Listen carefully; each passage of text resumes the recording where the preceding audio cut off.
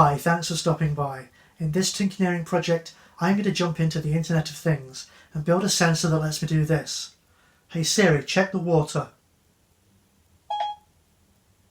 Your shortcut says the water is fine. That's done. Let me show you how.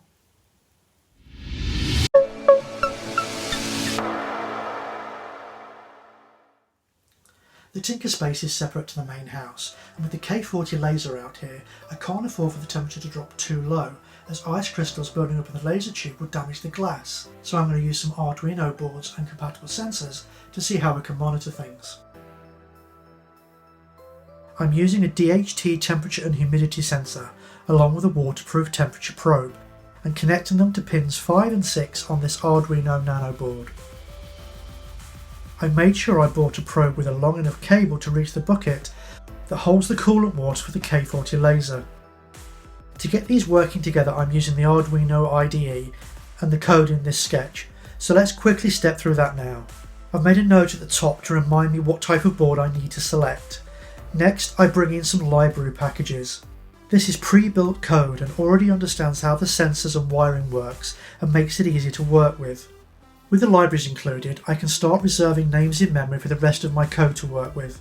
I'm using a DHT sensor on pin 6, and I use those values as parameters for an object in memory that I can then ask to do things on my behalf when I need to read from that sensor.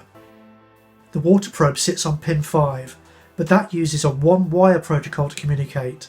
Thankfully, there's a library that handles all of this for me. I just need to put another object in memory to deal with all of that. Next, I'm creating 4 floating point decimal variables to hold the values that I get from the sensors. This makes the code I'm going to write later easier to read. And speaking of code, here are the 2 standard Arduino functions for starting and running things on the board. The setup function creates a serial connection to the laptop so I can send and receive messages.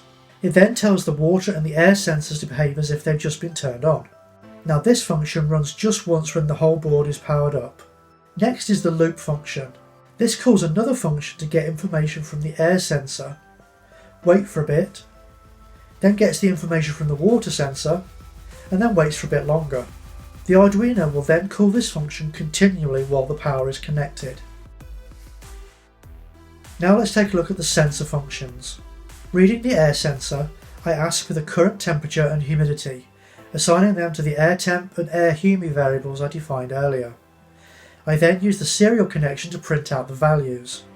The water sensor function is very similar, and this time I'm displaying the temperature in Celsius and Fahrenheit. You don't get a humidity reading from this device. I'll let you figure out why. With the code finished, I can upload this to the Nano board. Then I open up the serial monitor window and you can see the temperature readings being collected by the sensors.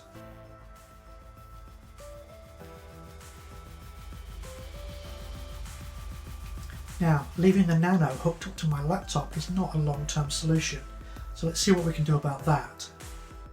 Let's try swapping to a larger Arduino Uno board. On top of this, I have a 16x2 character LCD display shield. This is actually one of the last things I bought from Maplin before they went to the wall. I'm still using the same sensors though, but the code is modified slightly. We've got the same libraries as we had before, but now I've got an extra one to drive the display. I'm using the same definitions of variables as before, but now the sensors are connected to slightly different pins. And there's also an object in memory to handle all the LCD stuff. Now this time the setup isn't opening the serial connection as I'm displaying things directly, so I need to tell the LCD object to start doing its thing. Everything else is pretty much the same as before, except for the part where we display the readings. What I do now is position a cursor in the top line of the LCD, send some text, move to the second line and print some more.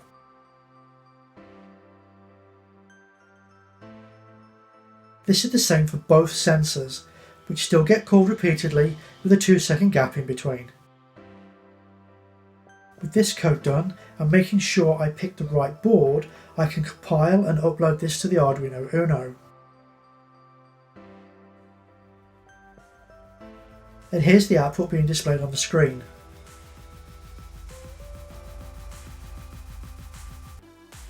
The The LCD is fine and lets me keep an eye on things while I'm running jobs through the laser, but let's make this a little more 21st century, shall we? And here I'm switching to a D1 mini board, which includes an ESP8266 Wi-Fi module. Again, the sensors are the same as before, so let's see what needs changing in the code to make it run wirelessly. At the top is my usual reminder to select the right board. Next are the same libraries from the Nano version, but instead of using the LCD libraries like on the Uno, I'm including some ESP specific Wi-Fi libraries. The definitions and variables are still the same as with the Nano board. I'm even using pins 5 and 6 for the sensors. But now I also define the connection details of the Wi-Fi network I want to connect to, and how I want this board to identify itself when it does, and then I drop an extra object into memory to handle all the web server stuff. Now I come to the major changes. I'm still using the serial printout for communication. Now while that's not really needed, it helps me to see that things are working. I've moved the setup for the sensors to its own function, as I also need to set up the Wi-Fi, announce the device on the network, and start a web server. The loop function now only contains references to the web server and the name service. The reading of the sensors is done elsewhere. Scrolling down through the code, you can see what happens when the sensors are started, and when the Wi-Fi is set up, you can see that this device is running as a station. Once this station is connected to the Wi-Fi, I output the IP address to the serial readout for debugging. Next comes the code to name this device on the network. Assuming that runs as expected, this name will also be displayed in the serial readout. Finally, we set up the web server, and this will handle a general root page as well as an extra API page. Everything else will just be handled as not found. For the root and API pages, the code is similar, only the format of what is returned is different. Here is where I'm getting the reading from the sensors. Then these numbers are formatted and sent back through the web server. I also have to deal with pages that don't exist on the server, with a 404 response. You can see that the refresh numbers function ultimately calls the same functions as on the Nano to get the readings from the sensors and write them out to the serial readout. This way we can verify the data shown in the web browser is the same as what's shown in the serial monitor.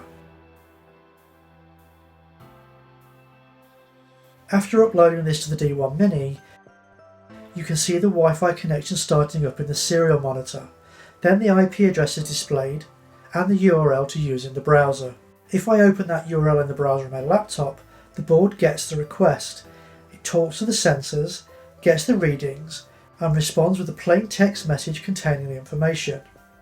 Switching to the API URL, I get the same data back, but this is formatted in such a way that it can be understood by computer programs. Now, let's add some voice control. That can be done really easily on iOS using the Shortcuts app. On my iPhone, the Shortcuts app has been available since iOS 12. Simply open the app and tap on Create Shortcut to start building a new one. Shortcuts are made up of instructions, so let's start by adding an action. This will come from the web section of the shortcuts, and we need to use the Get Contents from a URL. I tap that and then tap the URL bit of the action text. I then type in the URL of our D1 Mini, and when I tap Done, I can then tap the play button in the bottom right corner of the screen. The app will now explain that this action needs permission to go on the internet. Tap OK to allow this. You'll then see the content of the web page shown on the screen. So far, so good. Now I change that URL to the API version and I then get a formatted response back. Great. Now let's tell the shortcut what to do next. For this we need to go to the scripting section. We need to use create dictionary from an input. At this point, the only input the shortcut has is the URL content, so this fills in automatically. Next, we need to turn this URL dictionary into a full dictionary. This construct gets its name from those books we used to use in the last century, and basically gives the shortcut a long list of words and meanings, or in this case, names and values. I'm now going to look for one value in particular, the water temperature's value, which is encoded as W. Now I have that value, I want to do something with it. And for this demo, we'll keep an eye on things getting too hot. So I add an if control, and that picks up the dictionary value and asks for a condition. The basic conditions are based on this value being a series of text characters. Tap on the dictionary value and change it to a number type instead. Now the condition will give you maths choices. I'm using a greater than test to show you what you can do if the temperature rises above 25 degrees. This will trigger something, otherwise it will trigger something else when things are cooler. I have some more complex configurations on the website pages for this project, so remember to go check those out. Now the some things I'm going to trigger are alerts, and I just enter the text that I want to display. You can also include that dictionary value here too. This alert is then added to the bottom of the screen and can then be dragged into the right place inside the if condition. I then repeat the same for the other half of the condition. The only remaining thing to do is to turn off the cancel buttons on the alerts, and then I can play the whole shortcut through a test.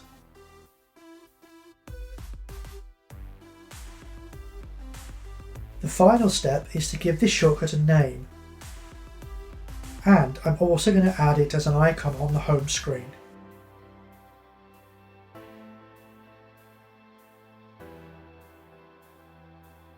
Tapping the icon opens up the app and runs that shortcut, but you can also access shortcuts from the widget on the lock screen. And what you may not know is that shortcuts can also be invoked directly by name through voice control. Hey Siri, check the water. Your shortcut says, the water is fine. Okay?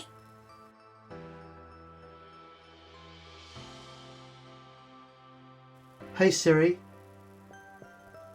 check the water. Your shortcut says, the water is 26.5 degrees. Okay? Using Apple's voice assistant is just one way of using a device like this. I could use my Raspberry Pi and pull the device on a regular basis, and then hook that up to a smart switch and control the heater in the Tinkerspace when the temperature drops too low. There's plenty of other ways of using a device like this, so if you think of one, let me know in the comments. But right now I need to go away and design a box to keep all the electronics in. That will be for another project, so here's where I remind you to subscribe so you don't miss that video. But that's it for this one. Thanks for watching, and I'll see you again soon. Your shortcut says, the Tinkerspace is at 17.5 degrees.